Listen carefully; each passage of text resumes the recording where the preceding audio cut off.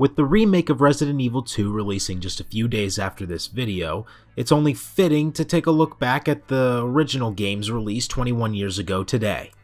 Leon Kennedy's first zombie survival experience had a rocky start. Just months after the release of the original Resident Evil, Capcom released a gameplay reel of Resident Evil 2 with some reduced graphical elements that featured two characters whose stories were individual and never intersected.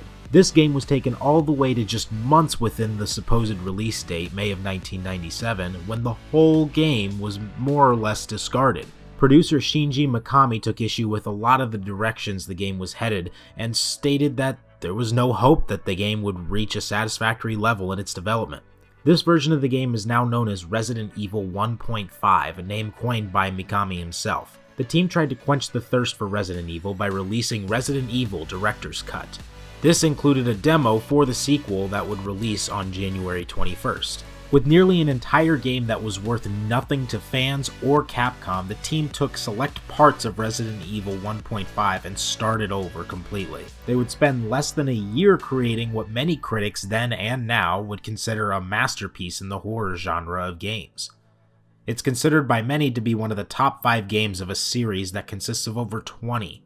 Just about any critic at the time of the game's release would praise the visuals in the game. Yes, this. In the late 1990s, this was the most atmospherically stunning game on the market. Between the creepy score and the upgraded graphics from the first game, people were blown away by feelings of genuine suspense and fright. On Metacritic, the game holds a wide range of scores for different consoles, spanning from a 59% for the GameCube to an 89% on both PlayStation and the Nintendo 64. Despite the low scores on certain hardware, the game's 9.2 out of 10 from users on Metacritic speaks for itself. People love this game. Let's hope the remake can deliver on the same level. I'm Brandon Pirro, and thanks for joining me on January 21st for this day in gaming history. Don't forget to follow Sick Critic on Twitter and subscribe to our YouTube channel for notifications on later episodes.